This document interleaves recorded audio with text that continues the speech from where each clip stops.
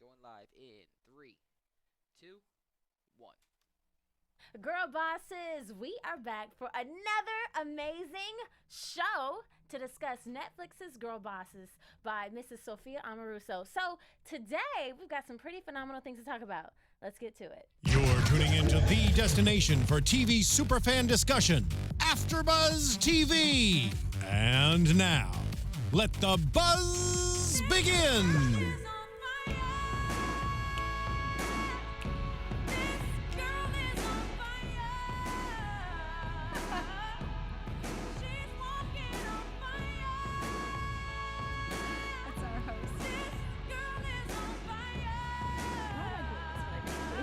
I love it. The lip syncing. The lip syncing begins. Oh my gosh. This girl is on fire. Yes, totally. And episode 6, I have to say, not just Sophia Amoruso, but the writer, Kay Cannon, and Britt Robertson just nails it. Fire. Fire, yes. That is fire. the best way to discuss today's show. These girls are on fire. Now, ladies, before we get into that, we have to let them know who we are. As you know, I'm the host of the Girl Boss panel. I am Miss Candy Marie, and you can find me on Instagram at Miss Candy Marie and on Twitter at Sweet Candora TV. Hey, I'm Mina Wahab. You can find me on Instagram and Twitter at Mina Makes Magic. Hey everybody, great to be back. You can find me, Elysabeth Alfano, on Instagram and Twitter at DinnerPartyCHGO. And you can find all my celebrity interviews on the dinnerparty.tv/podcast. Yes! And Mrs. Dominique, unfortunately, she will not be here today, but she will be back next week, and you will never see her not sitting up here with us again, but she is definitely here in spirit. So, let's send lots of love to her. But before, we talk about the show, we have this very, very special thing that we do here on our Girl Boss AfterBuzz show, which is our Girl Boss mantra, ladies. So, Miss Mina, I'll let you take it away. Yeah, definitely. So my mantra for this week is inspired by J.K. Rowling. Mm-hmm. And she says, "You might never fail on the scale I did, but some failure in life is inevitable. It is impossible to live without failing at something unless you live so cautiously that you might as well not have lived at all, in which case you fail by default." And I honestly relate to this on so many levels, just because this was definitely one of my weaknesses back in the day and one of the jobs I used to have, because I was so worried about having everything be perfect that instead of taking risks and doing things that were a little bit bold and out of my comfort zone, I would just play it safe. And you definitely miss out on opportunities when you're walking on eggshells. So a lot of the times, I know even when it comes to applying for a job, you might think, oh, am I really qualified for this?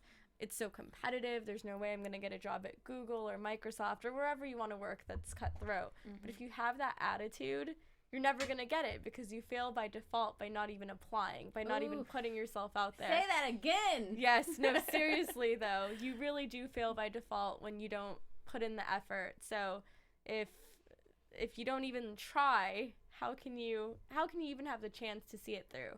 Right. So I think that for me, that's definitely a lesson I've been learning when it comes to hosting, is even though, I'm just starting out right now, I'm not going to get everything, but having the attitude that something is so out of reach or is impossible is going to make it 100% guaranteed that I don't get that. Right. So if I try, I can possibly still get it. Yeah, and so much of life is that negative voice, and we all have to keep that in check. So you're almost talking yourself out of all your own God-given talents, and you, of course, are filled with talent, just like you and just like everybody else who is watching us. Everybody has this basket of talents, and then we slowly kind of moonwalk our way out of our talents and go back to this corner of fear. I'll just, because I love lots of quotes, I'll play off of what you were saying about how you wait to maybe have every answer or have everything lined up in life perfectly, which of course never happens. So opportunities can pass you by. There's this wonderful quote by Colin Powell who says, somewhere you have to make a decision between 40 and 70%. If you make a decision before you have 40% of the information, okay, you're jumping the gun. But if you wait until you have 100% of the information, you're way too late. By then the situation's just come and gone, and you've missed the whole thing. So I love that quote. But I'll hop on and say, and sort of tag teaming with certainly the theme of what we've got going with Girl Boss today, and riffing off of what you said. So my mantra today is from Eunice Shriver. I'll say Eunice Shriver Kennedy. She is the sister of John F. Kennedy, and she's the mother of Maria Shriver.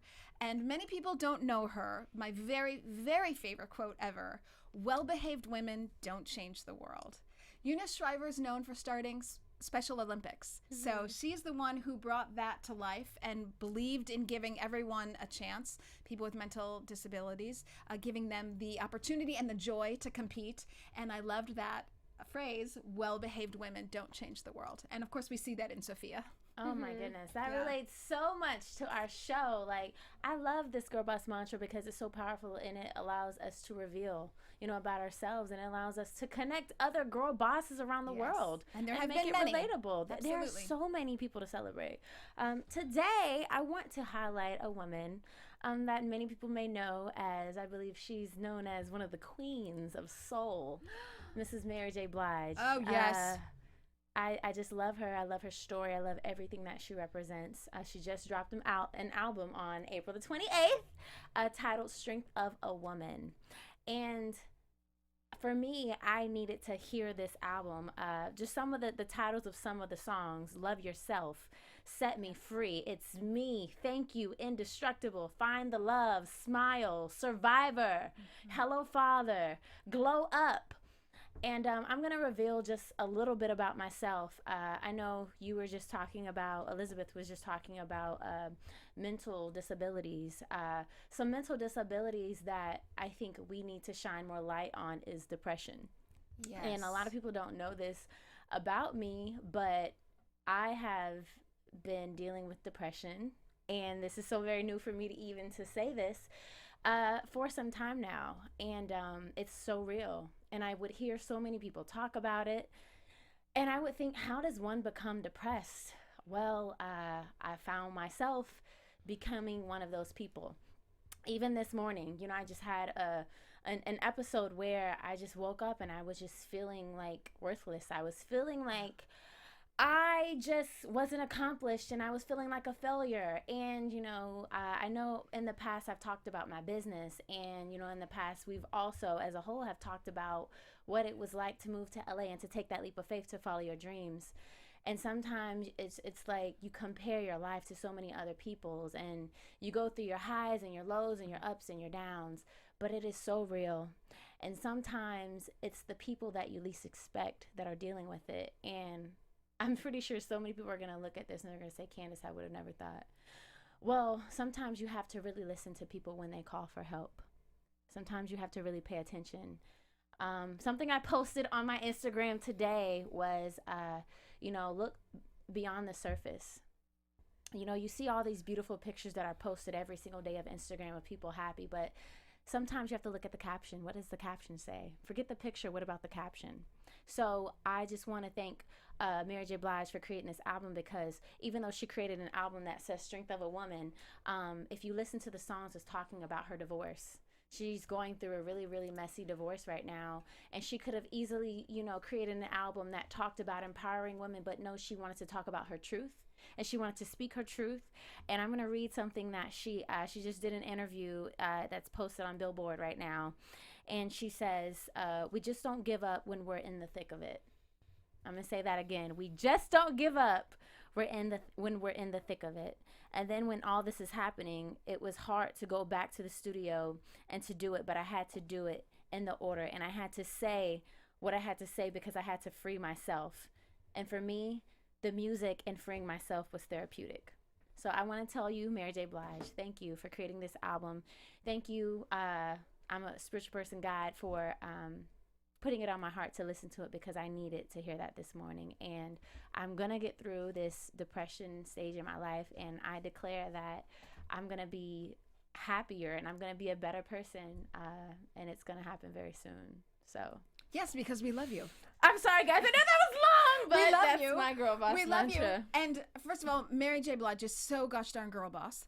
And she says exactly what you were saying here. It ties in so well to episode 6. Never give up. Never give up. Ever give and up. that's on a job. That's on yourself. That's on your education. That's what you can accomplish. And also, I'll say, and I don't want to make this into a soundbite because obviously this is a very large discussion, and we do love our host. We love our host because our host is talented and beautiful, and you can all see that because it's and true. I love you guys too. So I also think, again, and I don't want to oversimplify this, but we have practices in life that help us and practices in life that hurt us. And again, you see this in episode 6 in Girl Boss. She has this I'm jumping ahead a little bit here, but and I know we'll come back to it, but she has this wretched inside voice, and we all have it. We know we do.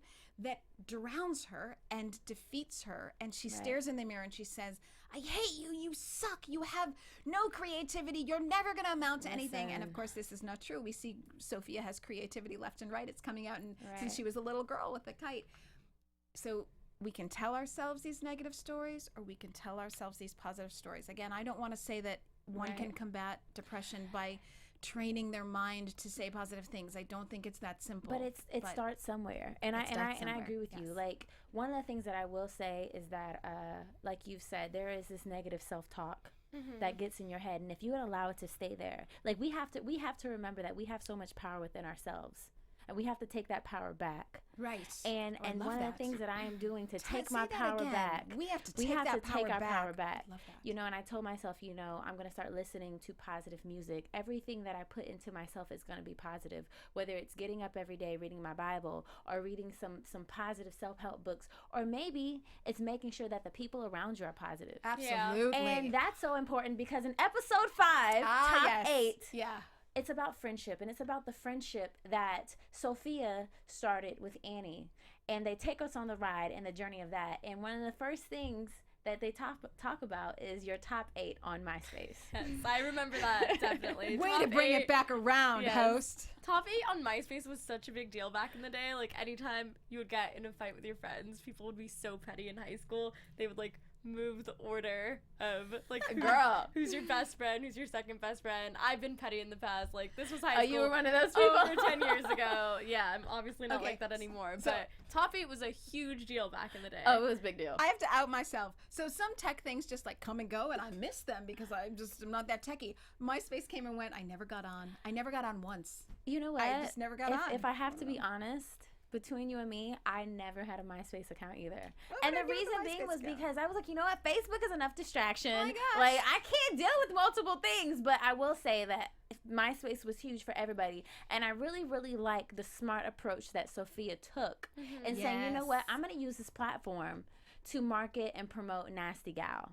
And that's what she did. And Annie didn't necessarily understand that. But I love how they showed us, you know, their friendship and what Annie's friendship means to her. Because if you think about it, it showed us where that fashion sense came from. So back in 2001, we start to see it there with the bell bottoms that Annie is wearing. Yeah. You know what I'm saying? Even with the hair. Oh, Annie's so cute. She's so cute. She's so cute. But she had such a major influence on Sophia being the girl boss that she is today. I'm not sure Sophia recognizes that. I don't know what you think, but I mean, throughout episode 5, I was thinking, like, Annie, why are you still here? This woman isn't that nice to you. Right. I don't know. But we all need those friends that are hard asses, you know, that are like challenging us. And I feel like Annie definitely challenges Sophia in a different way. And I think she accepts that she's just like a brat sometimes. Right. She's kind of moody. She gets in, and she accepts her for who she is. I don't think that, you know, she's blatantly disrespectful. I think she's just one of those people who get in moods, and Annie's the type of person who's very understanding of that. Right.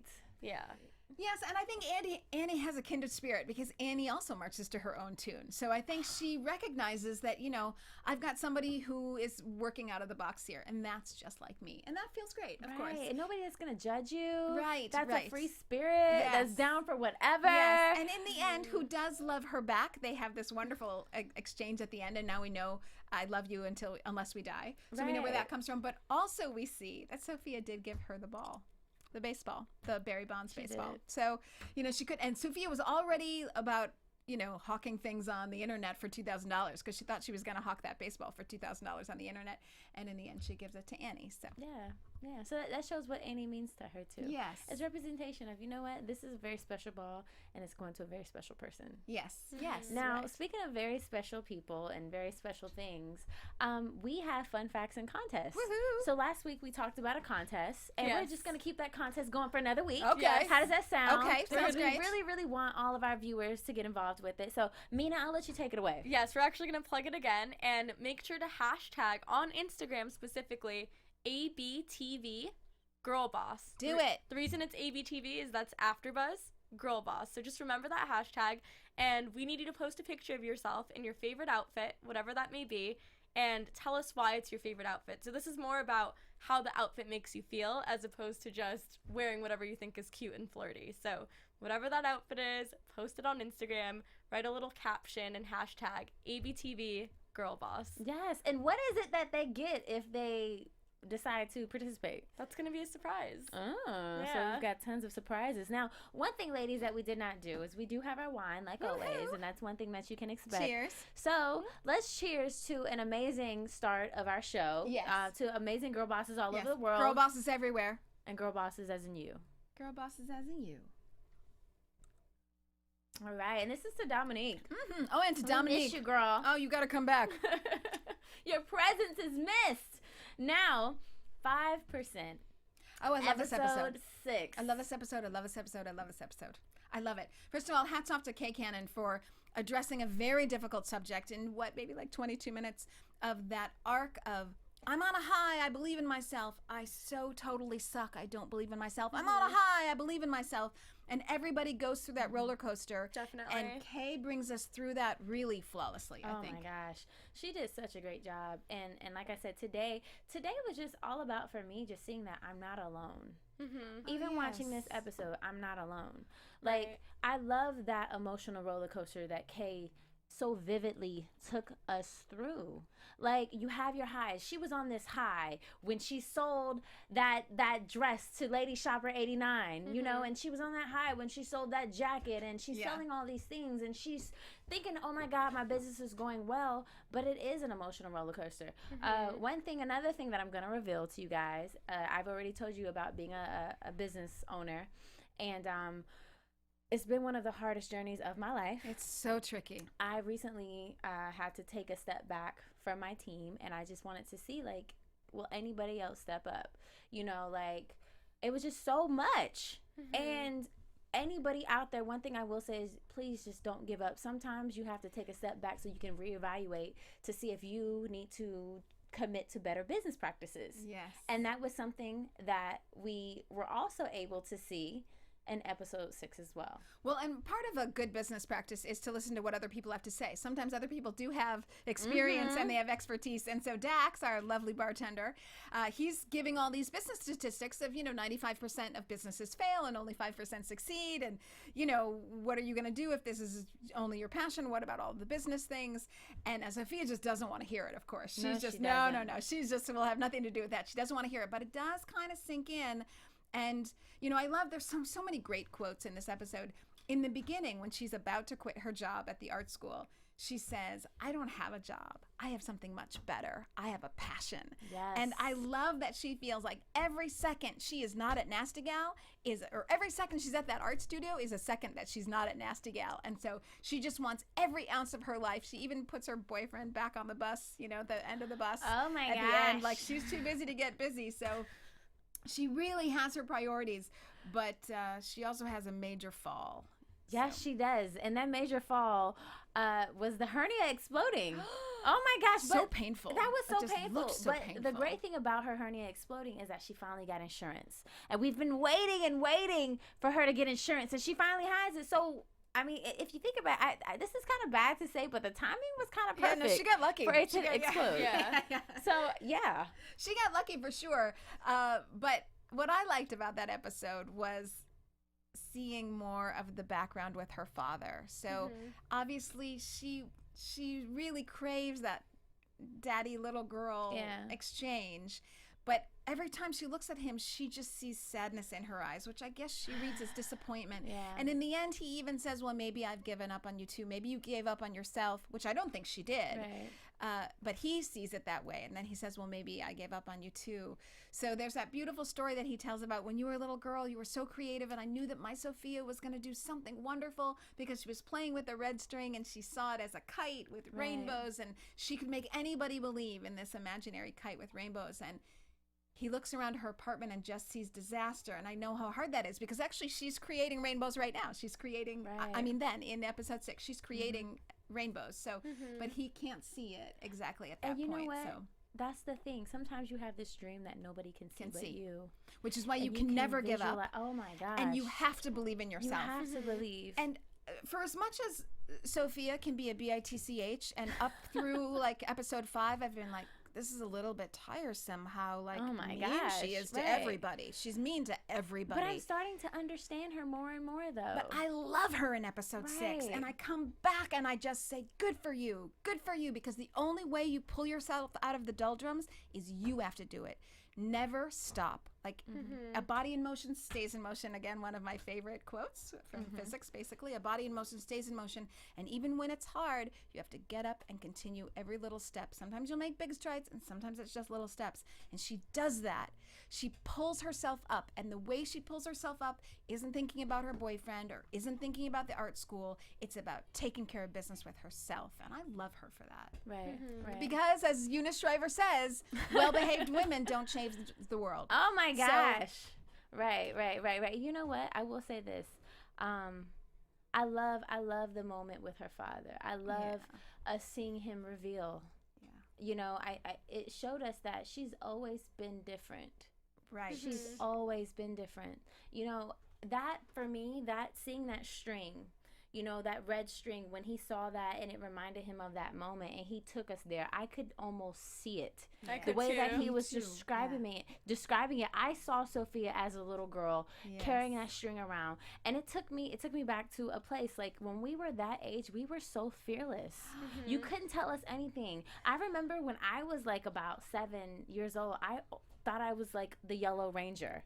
And I was so committed to being the best and baddest Yellow Ranger on the face of the planet. My imagination was so big, and there wasn't anybody that wasn't going to tell me that I wasn't the best Yellow Ranger on the face of this planet. And it's like somewhere along the lines, we start to lose that fearlessness. We start to grow up. But why is it that we have to lose it? Why can't we maintain that momentum throughout our lives? Where does it go? There's a great movie by Elaine Manson and her daughter Virginia Manson, and it's called I Know a Woman Like That. And they talk about this, how girls, they've got all these creative ideas and they're raising their hand in class and they're living out of the box and they're being their 100% full selves.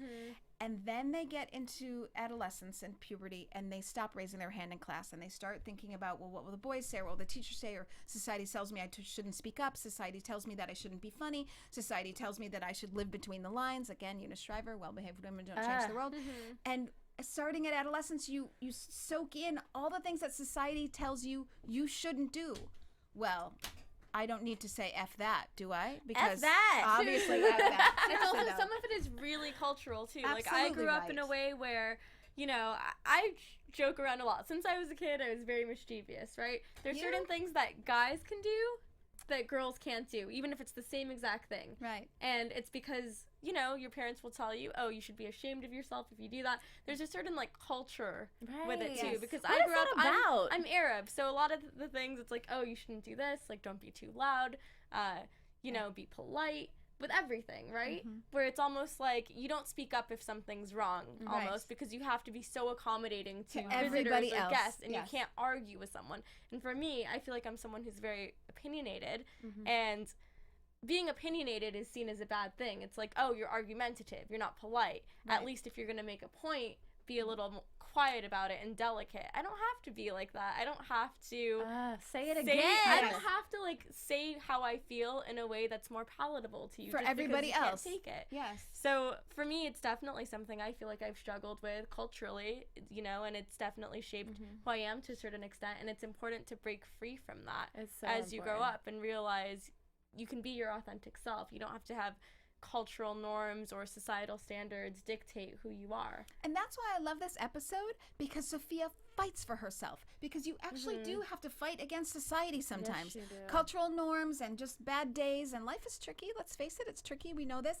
And she never gives up on herself, and she fights for herself. And I now am going to forgive her for every bitchy thing she did. Hey, you know what? Speaking of societal norms, one of those societal norms is that we have to stay in this job because it's comfortable. And you know what? Like, if you don't, then whatever is gonna happen. It's out and there. What I really appreciate it, but there's two sides to this thing, because while it is important to start a business and to be able to be committed to it, it's also important that you're able to support your livelihood. So I know that Sophia quits her job at the end of episode 6, and I love that she got her fire back and she figured it out, because we did see her on this emotional roller coaster and her hernia exploded, and you know, things were going great and now they're going bad.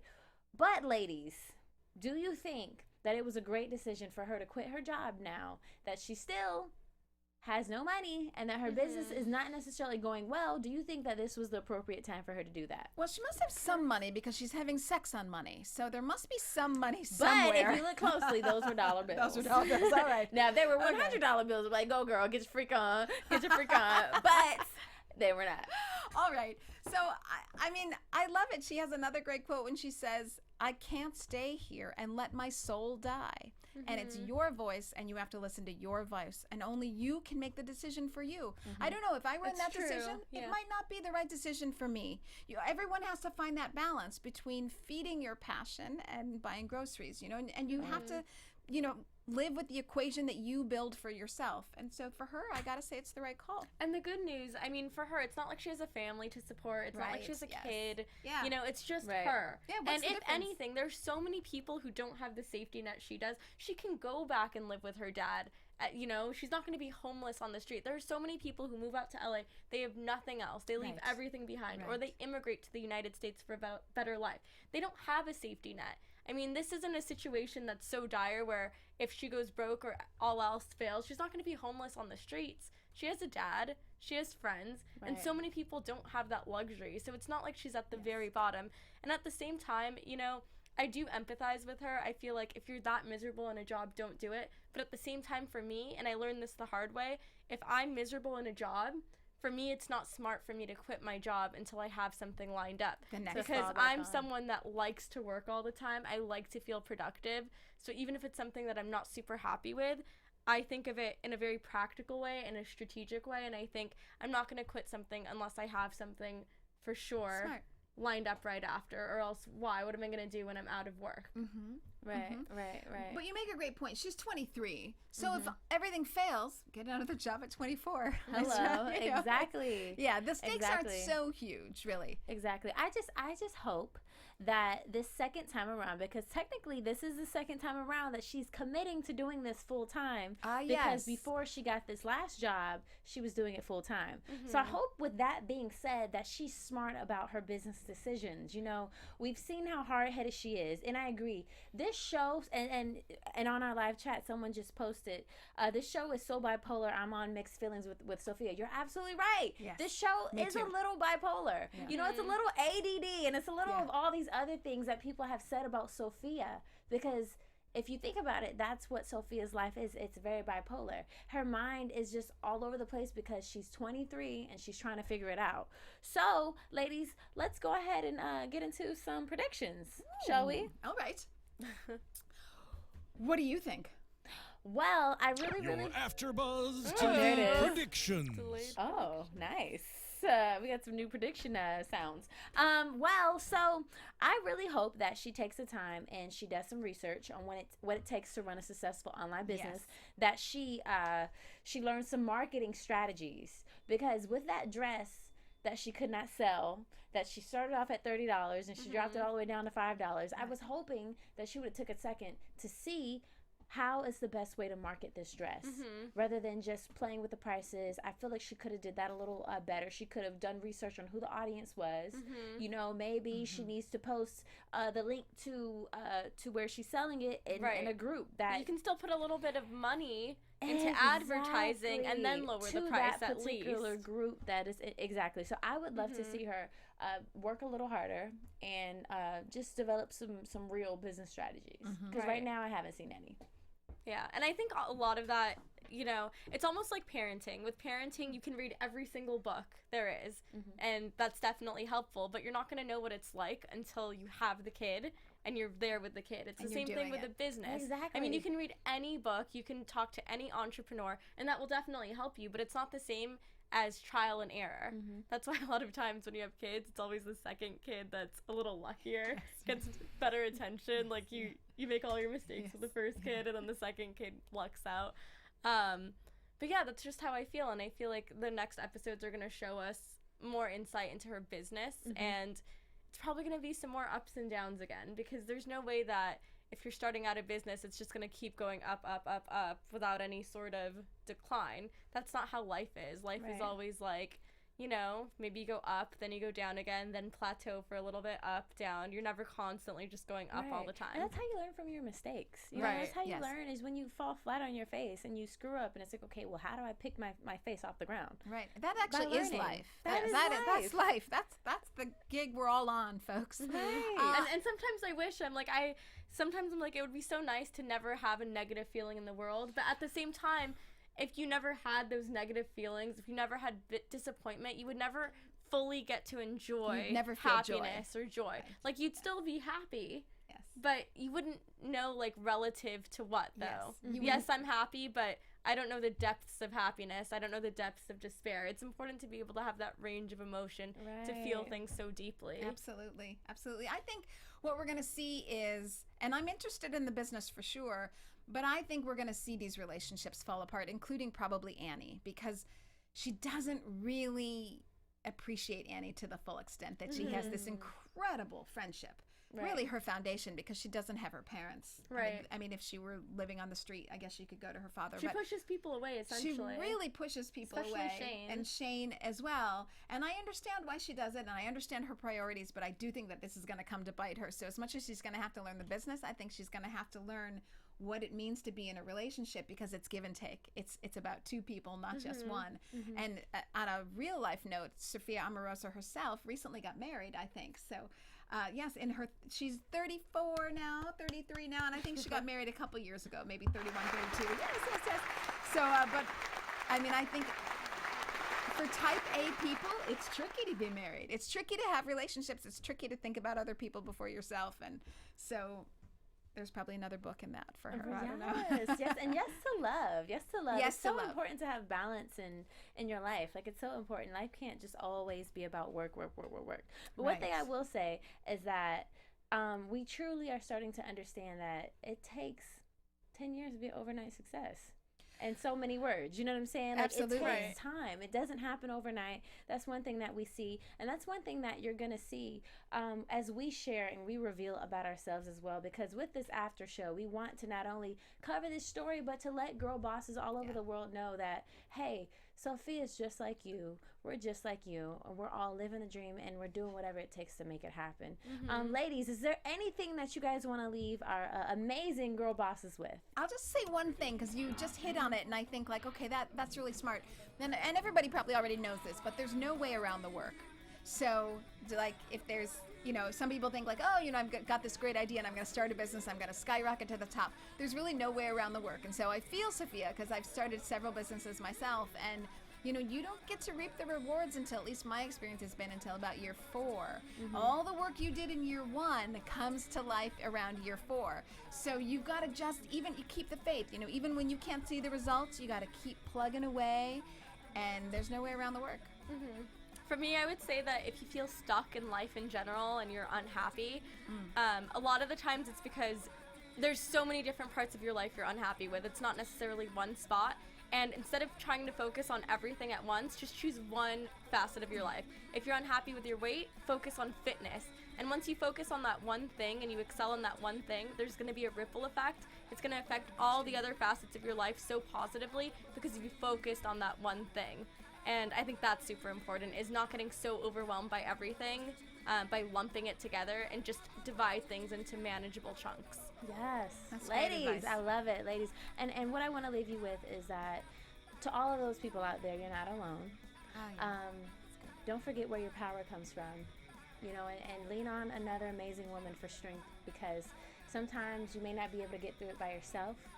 You need to pull on somebody else to help you up and to get you there. So again, thank you guys so much for tuning in. My name is Candy Marie. I'm the host of this amazing panel, and you can find me on Instagram at Miss Candy Marie and on Twitter at Sweet Kendor TV. And hey guys, my name is Mina Wahab. You can find me on Instagram and Twitter at Mina Makes Magic. My name is Elysabeth Alfano, and you can find me on Instagram and Twitter at DinnerPartyCHGO, and check out all my celeb interviews at thedinnerparty.tv. Bye, girl bosses! Yeah, guys, thank you so Bye. much. Tune in to us Bye, next girl week. bosses. Same day, same time.